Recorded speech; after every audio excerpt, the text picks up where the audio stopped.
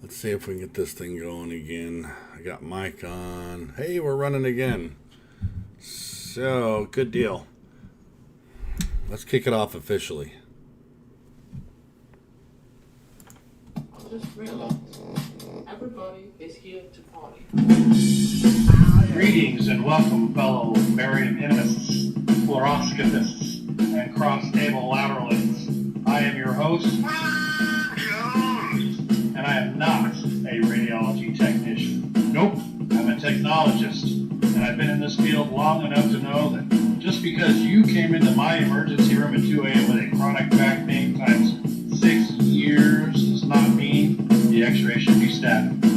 This is the Radiology Technologist podcast for RadTechs by RadTechs. Thanks for listening.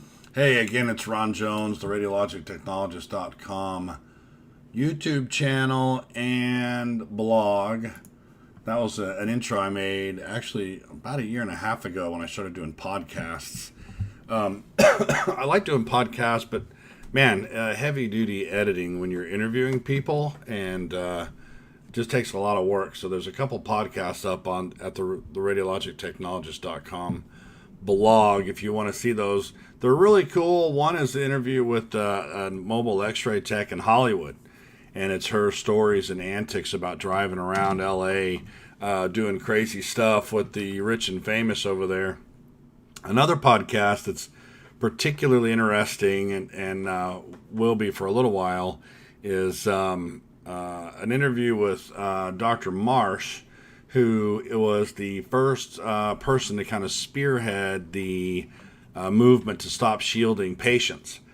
She's a physicist, medical physicist of the AAPM, American Association of Physicists in Medicine, who just was looking at all the studies saying, you know what, our machines are 96% more efficient nowadays than they were 20 years ago.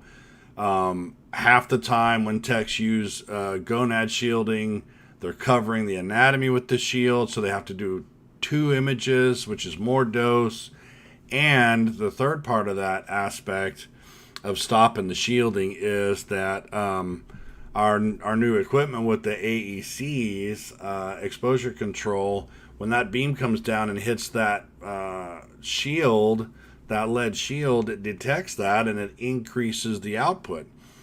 So you may not be getting any x-ray right there where that shield is, but you're getting like double around it. I mean, I don't know the exact amount, but anyway, it's an hour-long podcast with Dr. Marsh, and it explains everything you need to know about the anti-shielding movement. There's already hospitals all over the place that have policies in place explaining why we don't shield anymore, but there's going to be a fight against that for a long time. Anyway, I thought we'd hop on. If you're out there, try to give me a thumbs up if you can, a little thumb love. And I'm just going to pop over to the Facebook group and kind of see what's going on. I see there's 90 pending requests. I'm sorry about that, guys. I've been crazy busy. Actually graduate next week, if you can believe that. This week's efforts brought to you by Bang birthday cake flavor.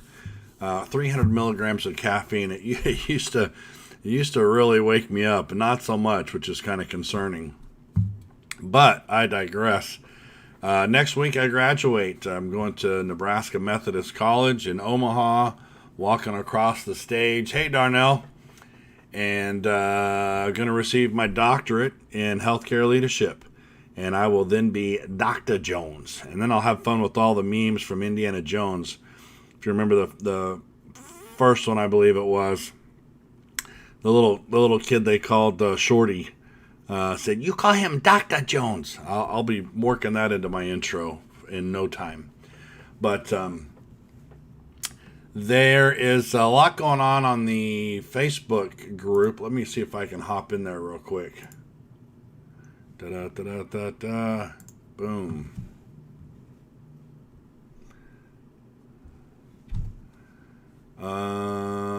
There.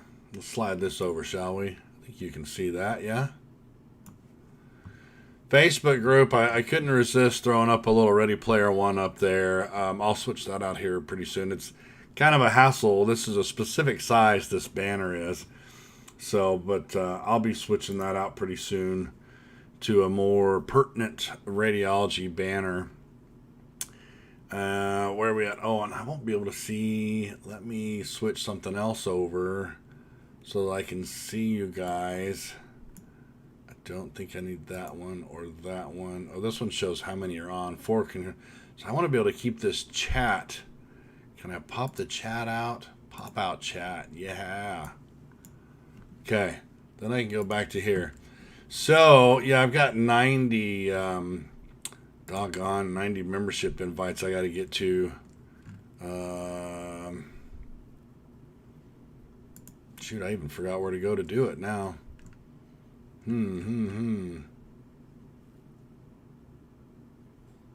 It's usually under members. Membership member requests, I guess. So I promise you guys I'll get to those probably later today.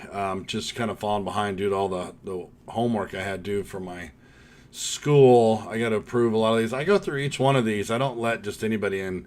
These guys that don't respond to the questions don't get in. No response, don't get in. Now if I notice that they're friends of somebody else in the group, or that they list where they work and they are x-ray techs or a tech of some type, I can understand maybe they get a little busy and can't quite do it all. See, Christina here, she filled it all out. She's in. Here's another Morgan, you're in. And so I go through these and you know, like here's a person, I don't know that she's a tech. She didn't respond to the rules. She's in India. There's a chance she's not even speaking English. I don't know. Would she be able to contribute to the group? So these are the things that I kind of have to look at and say, you know, this looks like it may be a page.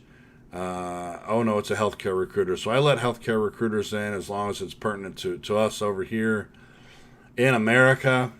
So anyway, I'll get to all those guys. My point today was to hop on and talk about some of the questions on here. There's MRI man, killing it with his channel. Love his channel. You guys got to check him out. Just finished my first clinical rotation. I was offered a job. Dude, Darnell got offered a job after his first clinical rotation. How many months was that first clinical rotation? Can you type it in the comment section? I got to answer that text. 1 month? You got offered a job after 1 month? That's awesome. That's awesome. You got a long ways to go too, so keep doing a great job. We always say that the clinical rotation is just a big fat job interview, and there's proof right there. So keep it up. That's cool. Going through the posts here, there is a Patreon page. Anybody that's interested in contributing, you can go there, whether you're an advertiser or just want to support the channel. I think you get to it if you go to my blog. Yeah, it's down here on the right. Become a Patreon supporter. That would be much appreciated. Or of course, just a thumbs up on the video would be awesome. Back to the page.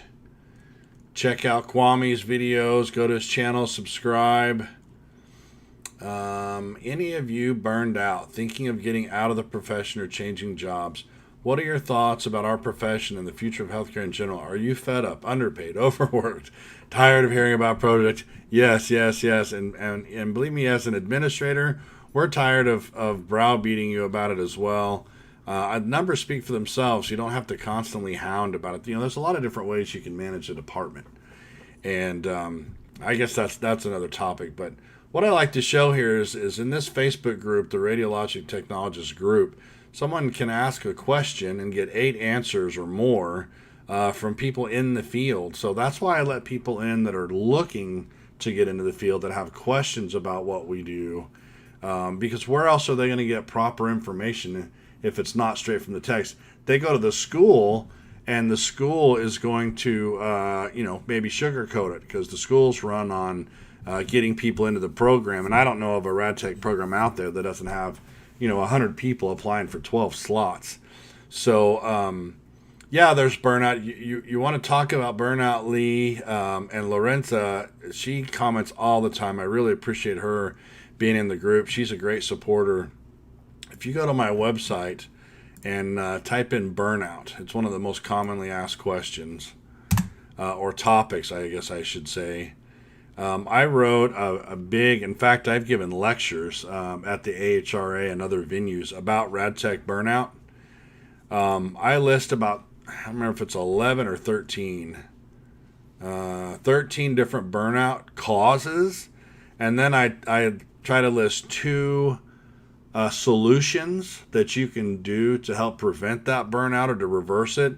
And then at the end of it all, how to know if you're burned out and how to reduce the stress and when is it time to say goodbye. And that's kind of what Lee is alluding to here is, what do you think about healthcare in general, or is it time to go? And I think we're seeing a big shift in the workplace in general, in that employees are not putting up with the crap that they used to put up with. Thanks, buddy. And I'll get to your ultrasound question. Give me just a minute. My wife's an X-ray tech, and I know directors. I know people in radiology all over the country. I've been a delegate for our system GPO for 4 years, which allowed me to travel to the headquarters in Nashville 4 times a year. And then we had conference calls in between all those. And that group of people that would show up there was about 30 imaging directors from around the country. And so I've gotten to meet a lot of people in the field. And there's a lot of things changing in the field of healthcare. And it's going to be real interesting over the next 10 years, which way this stuff goes. But anyway, to try to stay focused, we're on the Facebook group page, and we're just kind of going over some of the recent questions. I like to look and make sure if it's got a decent amount of answers, I may or may not chime in. If it doesn't have any answers, I chime in, because that's what this group's for, is to find answers, right? This one says, "Hey everyone, I'm with Supplemental Healthcare and I have an urgent need for a rad tech." So this is a headhunter looking for some techs. I like these in our group because a lot of times it shows you rate of pay and benefits. So this particular one is $40 to $45 an hour for a rad tech, up to $17.40 a week gross. They want CT and C-arm. Well, we're gonna have C-arm, right? Most X-ray techs get the C-arm, but CT is an additional training. So they're looking for a multimodality. But you got a weekend, which is pretty nice. Friday, Saturday, Sunday. I did that for years and loved it on the night shift. So this is a 13-week with potential to extend. And for some reason, you do every other Thursday, which is odd. But I can get back to the RadTech group. I want to get to Darnell because he was, or to Detective Awesome rather. Because he's interested in ARDMS, and as you guys know that follow me, I went to ultrasound school at Gateway Community College, and so let's just see. You can see I'm already getting excited about being called Dr. Jones right there, but let's just see ARDMS prerequisites. I'm not sure what 3 prerequisites you're talking about. And if you can put that in the comments section, it'd be a little more helpful. Is it, it's these 3 right here. Is this it? So maybe this is the 3 ways you can get in. Is that what it is? Let me just look at it here for a second. Okay, so it's how to get into the program. So you can, when I got in, you had to have a ancillary degree to get in. Okay, gotcha. When I went to Gateway Community College, you had to have an ancillary degree to get in, and I think I got a video on this in one of the videos. But Let's see if I can do search across your channel. I'm going to look over my microphone here. Nope, that's not helping. There's a way you can search maybe right here. Why did you choose ultrasound school? Radiology versus sonography. Here's a person that's going to go to school. Should they choose X-ray or ultrasound? Application specialist. I think those two. You might want to check those two videos out. So let's get going. I had to have an ancillary, and the ancillaries that were the options were X-ray, physical therapist, nurse, respiratory therapist, and nuclear medicine tech. If you're one of those 5 ancillary degrees, you could get into the ultrasound program. But I don't think you have to do that anymore. So this one says Prereq 1 is the single 2-year allied health education program that is patient related. So I think what they're doing now basically is saying there are some different methods for being able to qualify to take the exams, right? Because I remember being in ultrasound school and our program director approached us as a class one day and said, I need your opinion. The school wants me to consider letting people into this class with you guys who don't have an ancillary degree, but they've been working in the field of ultrasound for a while. They just never took the exam. So the school, Gateway Community College, was trying to figure out, could they let, if somebody had been doing ultrasound for 10 years, they just never got certified. They never went to school. They learned it on the job, in other words. Could the school let them into our program and therefore, upon graduation, could then qualify to sit for the ARDMS boards? Because just having done it for however many years without going to an accredited program did not allow you to take the ARDMS board exam. So,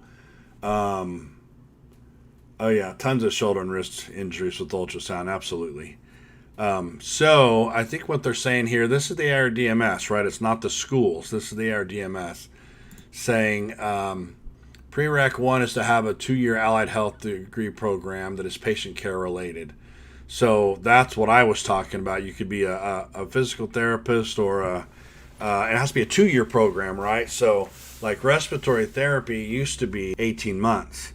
I think it's 2 years now. So you have to have already completed a 2-year allied health program, and they probably even have a list of which ones. And then they also want a letter from either a supervising physician or a registered sonographer or the educational program director documenting that you've been working in the field for 12 months.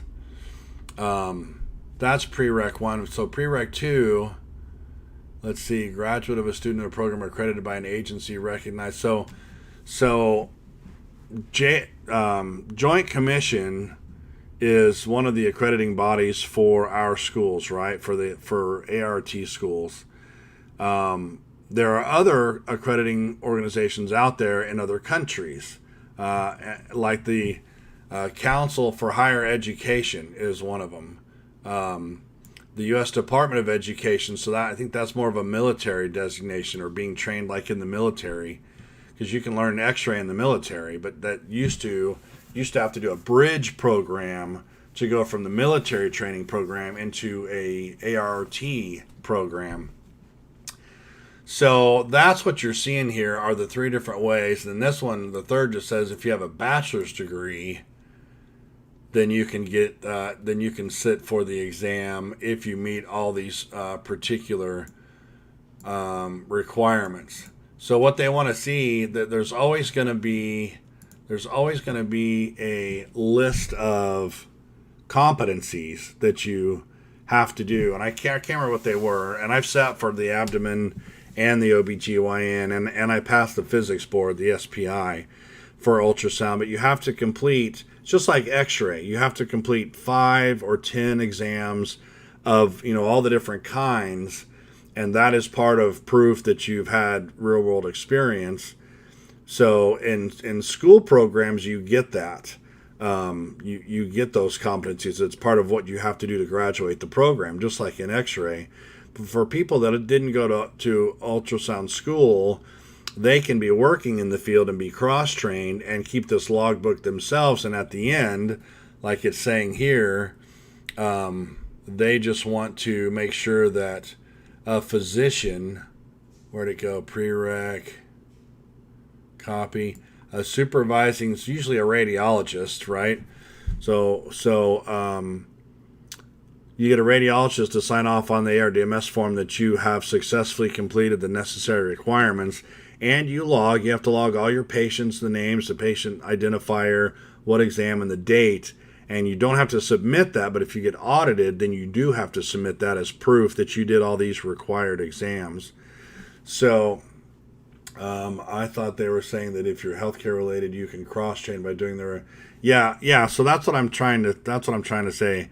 So because we did that at my local system here, in a critical access hospital, we just started cross-training everybody into all the modalities. So for ultrasound, we just had the X-ray tech start doing all the ultrasounds that you would normally do in ultrasound school, but they were being mentored by the licensed sonographer at that hospital.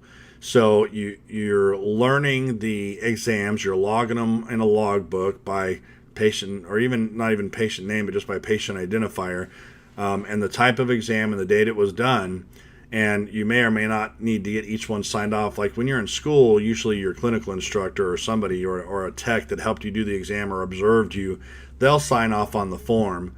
It may not be necessary because at the end of it all, a radiologist or supervising physician needs to sign off that it's all accurate. But that's what they're talking about, is you don't necessarily have to go through a program. You can learn it on the job and then get a supervising physician to sign you off. So this one, for example, copy of official transcript from your allied health. So let's say you finished X-ray school. Get your copy that you finished X-ray school. That's your 2-year degree in allied health. And then copy of the education certificate that you passed. And then a letter from the physician or a sonographer who is licensed to sign off that you did the clinical experience forms. So yeah, it's it's kind of been a dirty hidden secret for a long time that MRI is something you can learn on the job, off the street. Actually, you could be hired as a layman and taught MRI because there's no radiation involved, right? So if I own an MRI place down the street and I want a new tech and I know you and you're not even healthcare, I could train you in how to do MRIs because I know how to do them and I'm competent. And if I were licensed, I could teach you how to do MRIs and then get my radiologist to sign off that he has seen them all and their diagnostic quality and they follow the right protocols. And you could actually sit for the board through the ART to get your MRI license. Now, the other dirty little secret is you don't have to have a license to do MRI because there's no radiation involved. The only reason X-ray techs have to have a license and nuclear medicine techs and CT techs is because you're giving radiation to the patient. But the additional dirty little secret is there are still about 5 states in the country that don't even require licensure to give radiation to a patient. So like here in Idaho, there is no state license. So you could be an X-ray tech here pushing the button, giving radiation, and not be licensed. A lot of the bigger facilities, hospitals and whatnot, require it at the hospital level, but not because the state mandates it, because the state doesn't care. But when I lived in Arizona, there was an Arizona license, and there's, most states have a state license. And all you do to get that license is just pay them and show them that you have your national license through the ART, and that's all you do to get your state license. But there are some, they told us back in school 20 years ago, if you can't get past the ART boards, you can consider relocating to one of the states that doesn't require licensure because you're fully educated. You may just have trouble taking exams. You may be one of those people that locks up during big, stressful exams. And so, same for ultrasound, really. There's no license for ultrasound because there's no radiation. So you could learn ultrasound off the street and do ultrasound without a license if somebody was willing to pay you. But they're going to be paying you like $12 an hour because they can, because you're not licensed. And ultimately, who does that responsibility fall on for diagnostic quality? It's the radiologist, right? Because the radiologist has to read the study, and he's the one giving the report. The patient's not looking at the exam, they're looking at the report, and that comes from the doctor.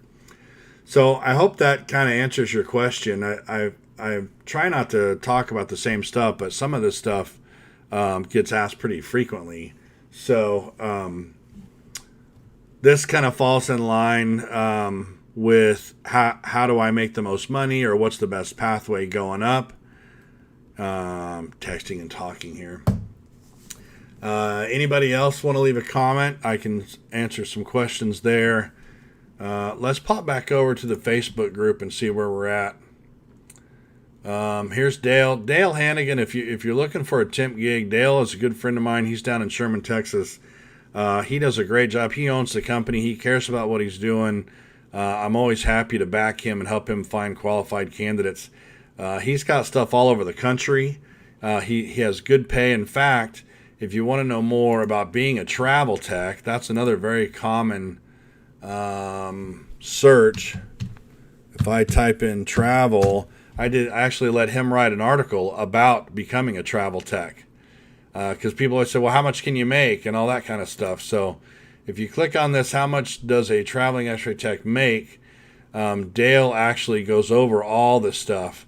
How much does a tech make? I give the short answer and then his actual longer answer. This is all straight from him. You get a per diem rate for working the shift. You get a per diem rate for food. You get a stipend for housing. You get incidentals. So you can make really good money as a travel tech. Dare I say you can work 6 months of the year and take 6 months off because it's almost double the pay, sometimes more. And that's why I like having these guys posting on here, because sometimes they'll list the pay. And if you're making $25 as an x-ray tech in your local town, and one of these guys are offering 50 plus an hour to do travel, and if you're able to do that, if you're able to travel, why not go make fat cash for 6 months and enjoy 6 months off? I think that's an awesome option in our field that not many other fields can do. Here's another one. Christina asked a question. I would like to know more about what the daily operations of a rad tech does. Any rad techs I could talk to or even shadow, I'm in Dallas. I greatly appreciate it. So I'll probably reach back and say something because I only see one answer on this one. So this was just left. This was 3 days old. Call your local program to see if they can help provide you with a hospital that will let you shadow. Because of privacy laws, I think most places require you set that up with an accredited program. Yeah, so Christina, daily operations of what a rad tech does. So I have put over 200 articles on this blog that answers all these kind of general questions.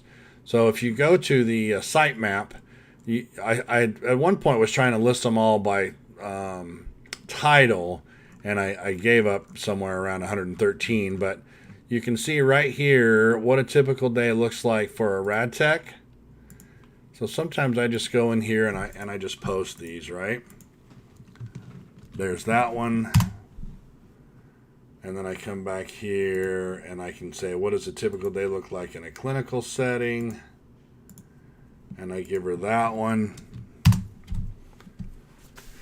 And so I do try to write new articles for new questions that aren't as common as time allows, or I found that it's just easier now to hop on here and do a video to answer these questions. But hopefully that helps Ramona, and maybe I'll go back and link this live one to her as well. Hiring the rad techs or hiring for. So here's another headhunter in LA and San Fernando Valley. No pay. I always recommend posting the pay in there because that's the first question people have. Here's the same one. Same one. So travel. X-ray techs. Do you complete your own exams and send them to the route, or does a lead tech complete them? 19 answers. So that's a good topic for discussion. The tech should always complete them, but there is a concern sometimes. If you have a lead tech, part of the duties of a lead tech is to QC what the techs are doing. And so some facilities will say, close it out with your initials and the time you did it and everything, but don't completely close it, because I'm going to check and make sure you got your chest hanging the right way and you've got the right 3 views that are requested or 5 views or whatever. And once that lead tech approves it, then they will complete it and send it on to the rad. And that's a good program to have in place because it helps with your quality control. But really, I kind of find that babysitting a little bit, because techs should know what how to hang the films and what images should go in a protocol. And so to pay a lead tech for an entire shift just to make sure everybody's doing their job, I think that bloats the department. I think that causes more expenses. And you know what that does? That means the administrators come down and say, you're costing too much, start cutting hours. And we don't want that. So in that case, I find if everybody does their job and you don't have to have somebody QCing, then people can keep their hours. Another headhunter. So lots of jobs out there, right? We're post-COVID now. Hospitals are picking people back up. I do have an article about negotiating your pay when you get a job. Don't just take the first thing they offer you. Got some comments here. Zesty, hello again. I've heard lots of techs complain about call. Can you talk about how a call schedule works? I realize it is different based on where you work. Funny you should ask. I just did a video about a half hour ago about that, but not really about the schedule. So let's see. How can I summarize that? So a call schedule is people are only on call during times when you've got less staff at the hospital, right? So you always have full staff 8 to 5. And then second shift is usually 2 to 10. You got a few less people. And then night shift is 10P to 7A or 7P to 7A or something like that. And you have even fewer people.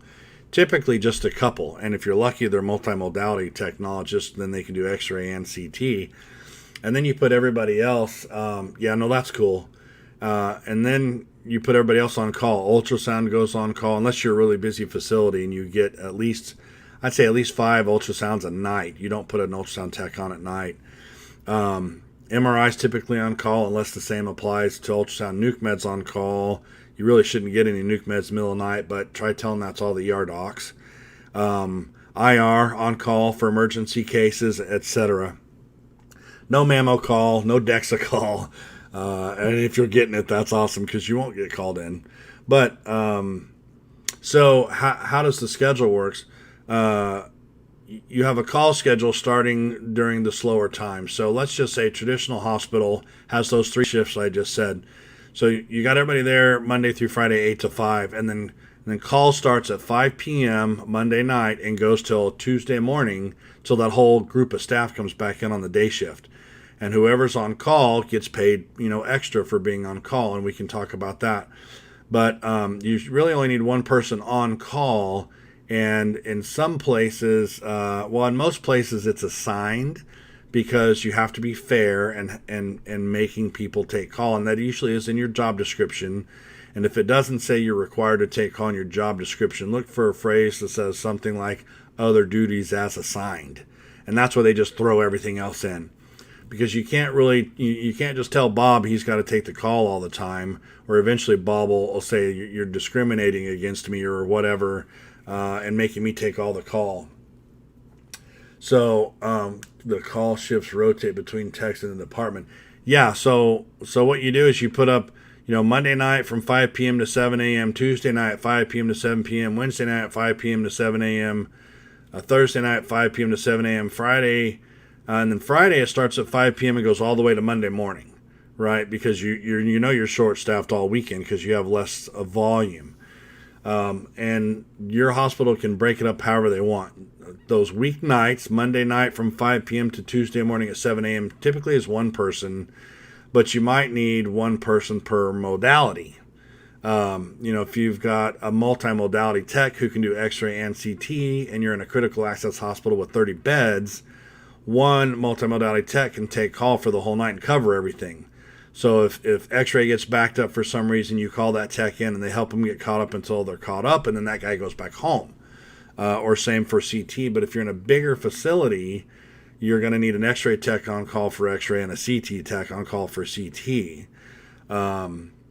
So it should rotate, or you have a sign-up sheet. The boss will put a sign-up sheet with all the call shifts, and everybody signs up what they want, and then whatever's left kind of gets delegated out, and there's usually a list of tech names, and you just have to go down the list, and it's some kind of a fair rotation to make sure everybody gets a rotation and no one person is having to take all the call.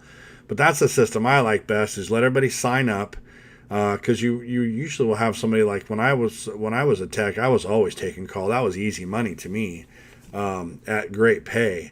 So you put a sign-up sheet, let everybody sign up for what they want. Whatever's left, you have to mandate out to some type of a rotational system, and you go from there. Does that answer your question? The call shifts rotate between the techs. Yeah, as long as the tech is competent in covering the call for that. You can't ask an X-ray tech to cover ultrasound, obviously, but yeah, it should rotate.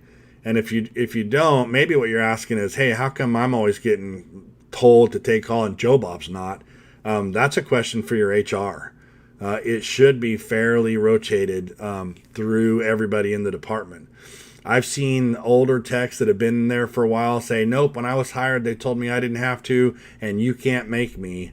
And then I go to HR and I say, look, here's the problem. I only have 3 techs qualified, and this one person's refusing to take calls, so we need to have a conversation with this technologist to help them understand why they need to take call. And I've had to have that conversation before, and it's not easy, but if somebody says I was told back in the day, there's nothing written. You can't back it up because you were told. There's no proof. It has to be in the job description or somewhere written down that you don't have to take call. So yes, call gets a higher rate for sure. You get pager pay, we used to call it, or now it's called standby pay, where you're getting paid $2 to $3 an hour just to be available. You don't even have to get called in to get that money. If you're setting your personal time aside after hours to be on call, you have to be compensated, and typically it's $2 to $3 an hour. So let's say you're an 8 to 5 person and you're taking call at 5:01 until the next morning. You're going to get paid $2 or $3 an hour to be available, and that's because you can't you can't go out and have a nice dinner with your spouse, or go to a movie, or go have a beer, or whatever. You can go to movies and things like that. You just have to leave, but you can't go out and enjoy a drink or anything like that, or you'd be compromised at work. You can't do that. So to compensate you for having to stay close by and not imbibe and things like that, they have to compensate you. Then when you get called back in, it's actually a different pay rate. And that's something you should talk about in your job interview. That's one of the things I list in the checklist of things to talk about in your job interview, is what is the callback rate. And typically it's time and a half, which means if you're making, just to be simple, $20 an hour as an X-ray tech, time and a half on that would be $30 an hour. So that means anytime you get called to come back into work on a call back, you're making $30 an hour while you're there. Now, there's also a minimum that they pay, at least in most hospitals, and this is another question to ask, but there's usually a 2-hour minimum for callbacks, which means if they call you into the hospital to help out as a callback, they have to pay you for a minimum of 2 hours. It may take you 1 hour to do whatever's needed, and then you can go home, but they still have to pay you for 2 hours. Now, some systems are trying to get kind of jicky on that and say, well, you're only going to get paid for the actual minutes you were there. But most realize you have drive time. You got woken up in the middle of the night. You're coming in, to help out. You don't have to do that necessarily. So you get 2-hour minimum. And then if you stay past that 2 hours, you just continue to make that $30 an hour for that time period. So that for the most part is call. I tell stories about how I used to take call with 3 different hospitals at the same time. Back in the day, 20 years ago, they were all in the same city. They were all in the same system. Not necessarily city. This was back in Phoenix, and it was Phoenix, St. Luke's, Tempe, St. Luke's, and Mesa General, I think it was, or maybe Mountain Vista, I can't remember. But they're all within 45 minutes, 30 to 45 minutes, because in Phoenix you had freeways going everywhere. So I could get an exam done in 30 minutes and then zip to the next one in 30 minutes and still respond in a decent amount of time. So I was making big money doing callbacks then, $1,500 a night. If you had enough callbacks and you're able to get to them all and keep everybody happy. So I think I'm getting beckoned to go have lunch. Let's see. Blah, blah, blah, blah, blah. Okay. I'm going to head out for a sandwich with my fam. It's a Saturday. I can do that. Don't forget about all the articles that are over on the blog. That's my wife right there. She's an X-ray tech as well. So visit the blog, visit the YouTube channel, hit the thumbs up if you haven't already. I'll try to do these every Saturday like I used to. Now that I'm almost done with my doctorate program, I go get my degree next Friday. Then I can put more time back into doing videos. I'll start cranking back out the Saturday question and answers. And I don't see any more questions on the chat, so we're done there. I think we're good. So again, thanks everybody for stopping by. Did you hit the thumbs up? I guess I can't really see that unless I go to the page, huh? I don't know. Anyway, 4 current viewers, 21 playbacks. I got monetized finally, thanks to you guys. I think if I go here to here and then hit monetize, you can see, oh, nope, it's not showing. It used to show you had to have 4,000 hours and 1,000 subscribers. And we hit 1,000 subscribers a long time ago. I've got I think over 3,000 subscribers now. But I've made a whopping $17.58 this month.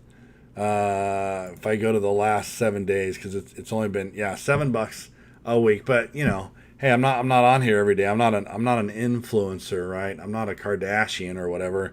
I'm just on here to help people out. So this $7 that I get from you guys watching my videos, I'll take that and go pay for my lunch that I'm about to go have with my fam. So appreciate you watching the videos. Hit the thumbs up as often as you can. I'm going to take off. You guys have a great